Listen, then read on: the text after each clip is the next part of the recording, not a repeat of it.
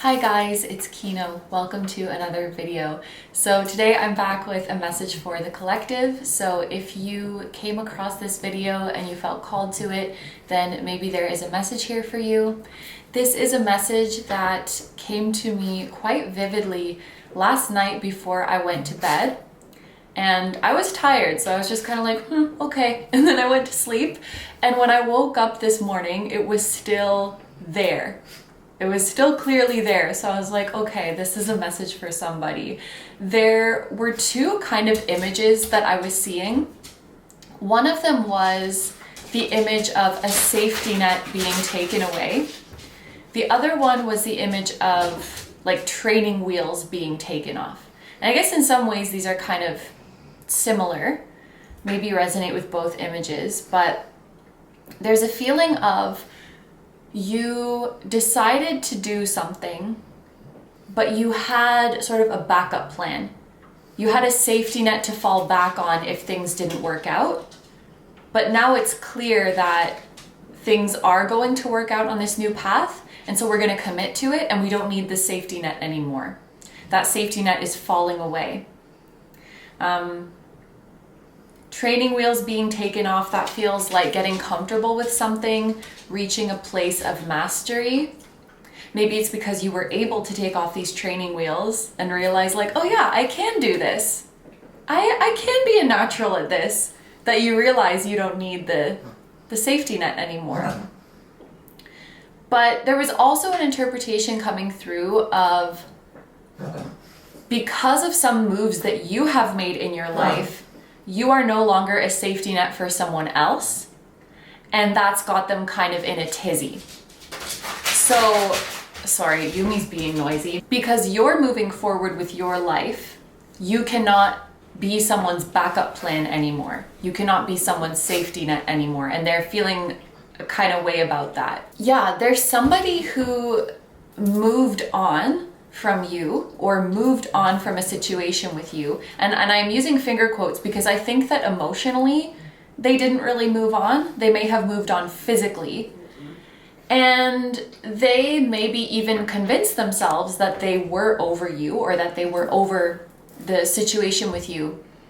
But in the back of their mind, it's not that they were happy in their new situation.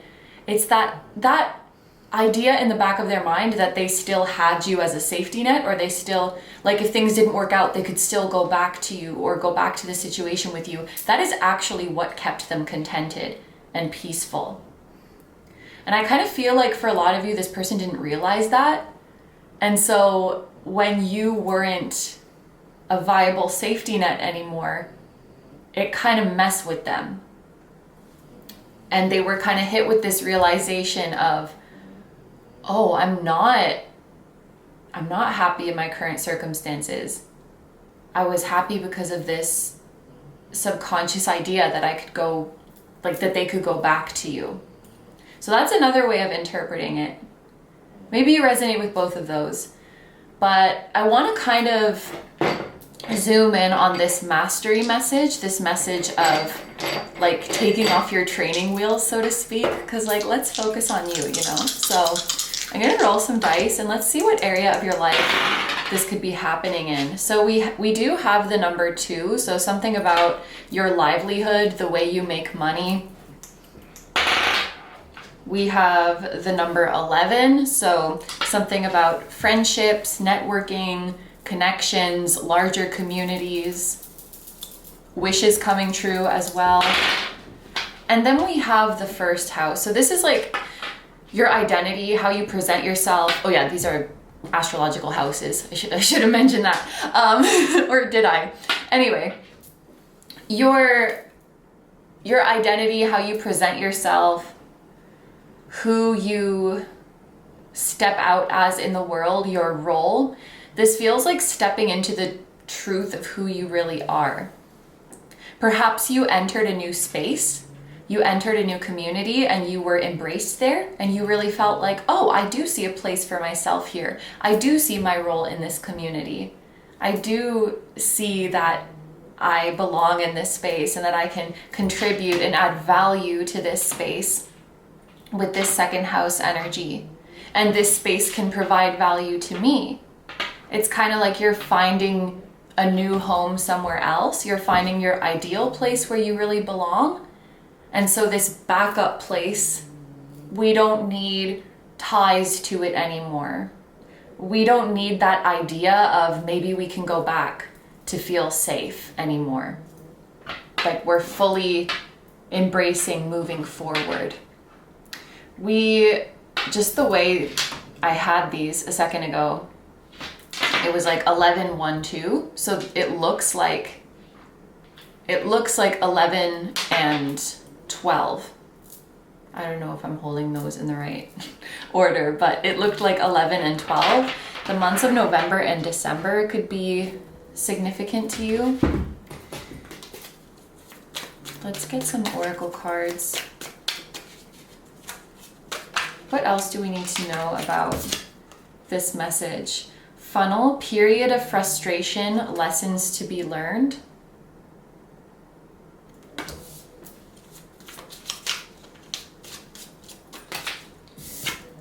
January, the month of January is coming out as well, which comes right after November, December. So November, December, January are coming out as important months. There's actually a lot that came out. Sunrise, new creative ideas, new ventures, a fresh start. Bird, news is on the way. And Weeping Willow with family sorrow. It's so interesting that Weeping Willow card comes out, because it actually comes out quite frequently, I feel, when I use this deck, which is pretty crazy because there's a lot of cards in this deck, but this Weeping Willow comes out quite a bit. That alliteration of WW, W could be a significant letter, someone's initial. The name of a place could start with W. Thinking of like the World Wide Web too. And like a W. But when this card comes out, the Weeping Willow card, for some reason I often think about family sorrow in the sense of like literally like you're flying off to somewhere new and your family's gonna miss you. So it could be literally that you're moving far away from your family, or you are leaving or distancing yourself from an old group or an old community, and you will be missed. But just the way these came out, it's like there's the Weeping Willow with family sorrow. So there's a group that is sad to see you go, and you're this bird that is flying into the sunrise. Like you're flying towards new creative ideas, new ventures, a fresh start.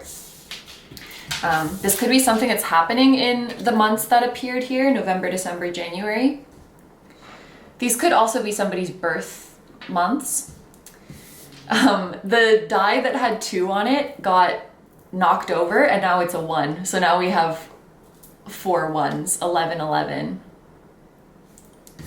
With this funnel card, period of frustration, lessons to be learned, whether you have already moved into this new environment or you're going to soon, I think Spirit wants to give you a heads up that the initial phase, like it's gonna be difficult to get the hang of it. But then once you get used to it, it's gonna be fine. It's gonna be smooth sailing. For some reason, I'm thinking about pole dancing right now because that's one of my hobbies. When you first start doing the tricks, it hurts like hell. Like your elbow, the back of your knee, your inner thighs, like the places that grip the pole, it hurts like crazy and you get bruised, but you get used to it. Like your skin just adapts to it and pretty soon it doesn't even hurt anymore. So there may be an initial period that is uncomfortable, that is painful, that's embarrassing, I'm hearing. Maybe embarrassing as you learn something new and make mistakes, or that you feel kind of awkward.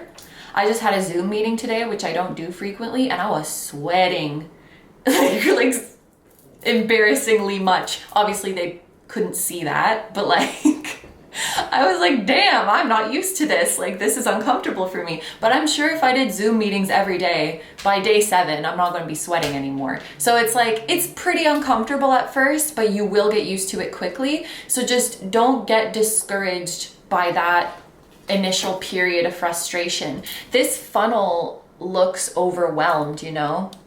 Like there's too much information trying to get squished into it at once. So there may be kind of an initial period of intense learning. Like if you started a new job and it's your first week and they're bombarding you with all this new information, where everything is and the password to everything, and you're like, oh my god, this is too much information, like how do I remember all of this? Or like when you just landed in a new country and you don't know the language that well and it's like, I don't know what's going on. The first while is going to be super overwhelming. And it feels like being bombarded with information, and there's a sense of like embarrassment, maybe embarrassment that you can't get the hang of something, or maybe you made a mistake in front of someone or some people and that's like embarrassing to you. But things will quickly get better. And then we also have this message of news is on the way. So you could be receiving news about this new venture, this new creative journey soon. Okay. So we're going to pull some tarot cards too from a couple of different decks.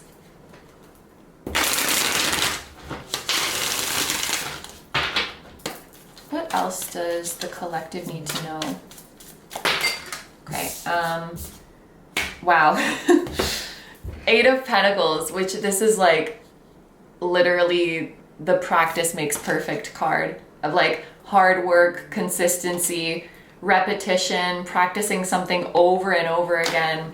Like it's gonna take several tries until you get the hang of something, but the final result is going to be something that you're really proud of. We have a coins card, Pentacles, and the number 8. So there is a feeling of your financial situation improving.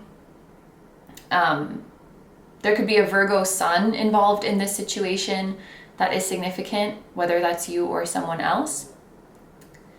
And be careful, I guess, about, like, you could have a perfectionist quality where you need to be mindful about giving yourself more grace while you're still learning. The mistakes that you're making are probably very normal, you know? Like when someone's learning how to ride a bike without training wheels for the first time, it's very normal to be wobbly. It's normal to even fall over.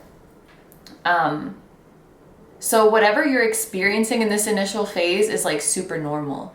You know, in the example that I gave about like starting a new job and having that training week that's really intense, probably every employee who went through that training week had the same reaction as you of like, holy shit, this is so much information. Like, how am I going to remember everything? Like, everybody thinks that at first. Everybody thinks, how am I going to remember all this at first? But then it's just so easy. Also, for some reason, I'm thinking about, because this is something I've always been like, how do you remember this? The way that grocery store cashiers memorize, you know how there's like a code on the produce?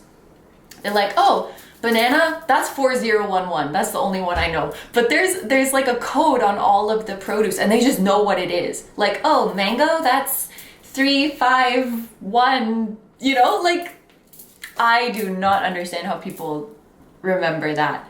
And for me personally, actually, on that note, I often see with the 8 of Pentacles, expertise or interest in something that's quite niche. So you could be accumulating a lot of knowledge in something that is very niche. I'm actually hearing for some of you, knowledge that would be completely useless. I don't mean that to be discouraging, like knowledge that would be completely useless outside of your field of work. Like it's that specialized, you know, like the fact that like knowing banana is 4011. That's not really going to help me in life. But if I'm a grocery store cashier, yes, it is. So gaining a lot of specialized knowledge that is like very useful in one kind of niche place is something that I see happening for you. And then we also have the King of Cups. Is that the king? I think so. It's a royalty of cups. Looking at this card, for some reason, I just thought of like flying first class or flying business class Or it could even be like on a train, on a ferry, getting to go in the first class or in the fancier seat. I don't know. That's what I see when I look at this King of Cups. And just remaining calm and knowing that you're in safe hands, you're in good hands. I do sense you being in a different network, in a different social circle, and these new people that you're surrounded with are a lot more patient, a lot more tolerant, a lot more understanding than the circle that you may have been in before. Now, it's not that old circle's fault, is what is coming through. The old circle that you were in maybe just didn't have the time to be patient like that. They didn't have the emotional capacity to be patient like that. They were under a lot more stress. Whereas the new circle that you're in is a lot more relaxed. And I sense a bit of irony because it's like the old circle seemed a lot more rushed and urgent. And they'd be like, focus, we have to get this done quickly, focus. But then when they talk to you like that, you start panicking and then you can't focus and then you make mistakes. Whereas this new circle, they're actually just like relaxed and slow, no worries, take your time. And then ironically, you end up being able to focus better and you end up doing the tasks more quickly. Yeah. Okay, we're gonna get one more from this cat deck. Someone with a water rising sign could be significant. A Pisces rising, Scorpio or Cancer rising. We also have the Seven of Swords, and Aquarius moon could be significant too. I'm just thinking again of that window of time that we mentioned, November, December, January. There will be new moon in Aquarius. If you're watching this in 2024, the next one is on January 29th, 2025. But yeah, I think for the next several years, the new moon in Aquarius will be happening like around that time, January-ish.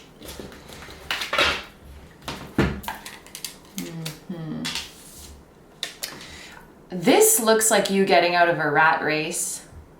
Just looking at all of these rats, all of these mice scrambling around. Can you see them? Can you see the rats? All of these rats scrambling around. And the Seven of Swords talks about deception and BS. And a lot of us get stuck in the rat race because of this false promise that if we just hustle for a little bit longer, then we're going to be happy, then we're going to be successful, then we're going to be living the dream. And it's lies. Seven of Swords, it's lies. And this big cat, that's like the man, the proverbial man who is tricking the mice. And so they keep running around looking for crumbs. You're getting out of this rat race.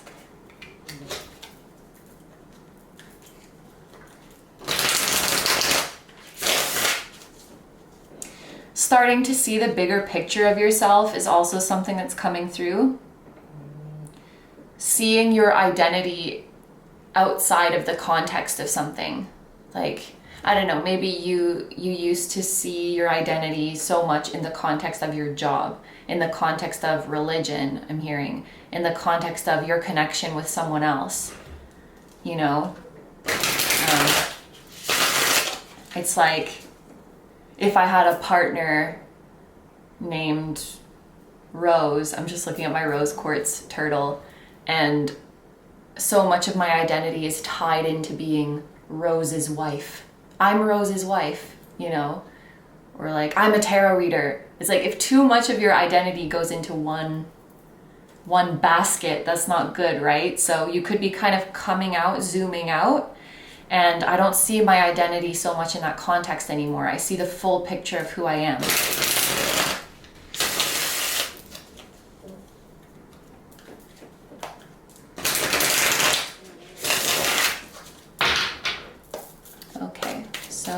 you from one more tarot deck.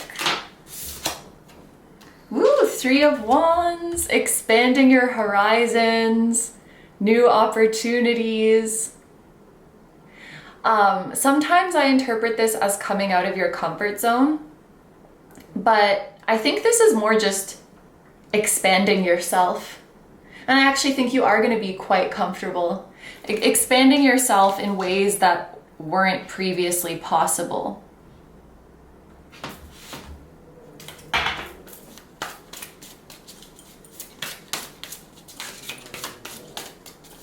Lots of hints about traveling or flying away to somewhere else. With the bird flying, with the sunrise, there's a feeling of like going over the horizon. The ship on this King of Cups card, and then also the Three of Wands, we often see someone like standing on a cliff and looking out over the horizon, and there's like ships coming in. So lots of messages about like traveling or moving away or flying away. Off to greener pastures or something. Off to bigger heights or something. Aries sun, someone with an Aries sun could be significant too.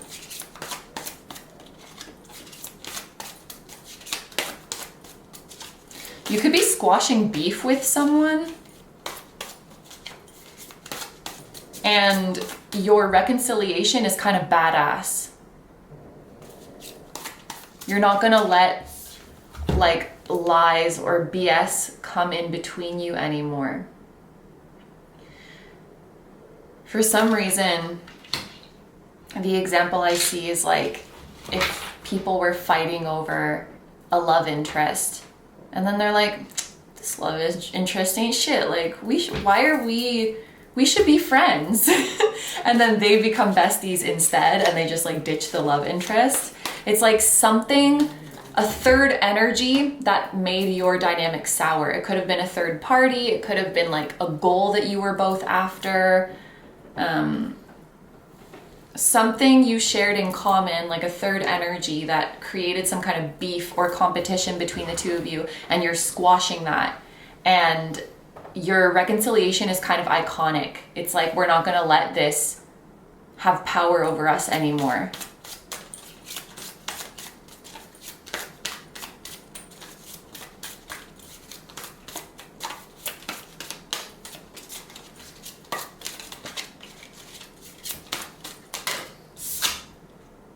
Okay, we have the Page of Swords, wake up call. I've been getting the Page of Swords a lot as a wake up call or a reality check recently. And so the fact that this is like a sleeping deer, and a deer makes me think of someone who's been like naive. Someone who's been naive is getting a wake up call. That could be you, that could be somebody else. Maybe it's the person who thought they were going to have you as a safety net forever. And now that you're moving off to bigger and better things, they're getting that wake-up call. There could have been someone who was consciously or unconsciously like counting on you too much to make them successful. And it's like, yeah, you would be happy to help them, but it's like they're relying on that too much. You know, oh, collective, you who's watching, oh, they have the connections, I know they'll help me. Or like when I'm ready to get on my feet, I'm gonna go to you because I know that they're gonna help me.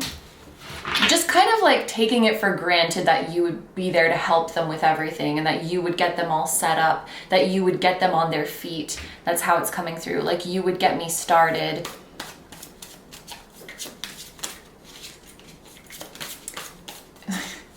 I've received some emails like that, but I don't want to talk about it just in case, like, I don't know. Imagine if I'm like, yeah, this guy named Bob, like, he sent me this email and it was like so entitled and he expected me to do all this stuff. And then what if Bob is watching? That would be meshy of me. But anyway, I know what it's like for people to just be like, oh yeah, Carrie will do that for me. And it's like, no, the fuck I won't. Okay, let's get one more. Yeah, it's like someone just expected that you would happily do everything. Maybe someone expected you to do something for free. Like, this is a very dramatic example, but it's like if an acquaintance of yours was like, hey, you're a carpenter, you want to come build my house? And like, they're just so naive about it. Like they're literally expecting you to be like, you know what I would love to do with all of my time off? I would just love to build your house for free. That sounds like a, what do you call it? A day in the park? Walk in the park. That's what that is. Well, that sounds like a dream come true. Of course I would love to do all this free labor for you and help you get your life set up. Like, that's why I'm here. Like, that's really how they're seeing you. And it's like, it's very naive. And they're about to get this wake up call.